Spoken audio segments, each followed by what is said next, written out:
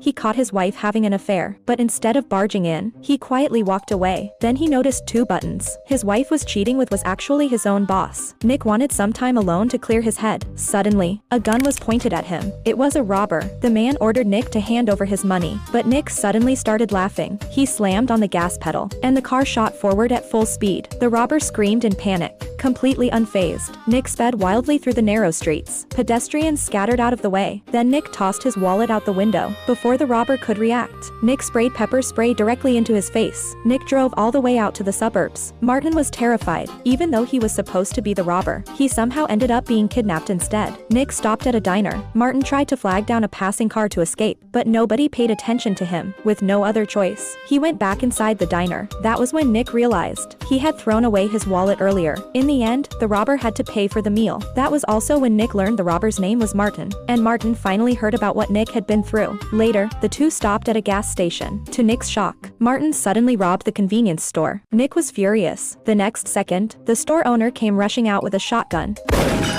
The two quickly jumped into the car and sped away, but the owner chased after them relentlessly. Then suddenly, a police car appeared ahead. Nick immediately swerved in another direction, just as it looked like they were about to collide with the owner's vehicle. The man panicked and crashed straight into the police car instead. Nick and Martin escaped successfully. Nick scolded Martin, saying he should rob rich people instead. People like his boss. Suddenly, Nick came up with a bold idea. He decided to head back to the city immediately. Out of nowhere, another vehicle slammed into them hard. They were being robbed themselves. 2 armed thieves forced them to stop. During the chaos, Martin's gun accidentally went off and grazed Nick's shoulder. The robbers panicked. They had no choice but to let them leave. Fortunately, Nick's injury was only minor. Later, the two secretly broke into the company building. However, the place was protected by a security system. Luckily, Martin was a computer genius. He easily hacked the system. Then they stole all the money from the safe. But Nick wanted revenge too. He deliberately removed his mask in front of the surveillance cameras and smashed his boss's favorite statue. Back at the hotel, Martin was thrilled to see so much money, but Nick looked deeply worried, so he called his wife. Only then did he learn the truth.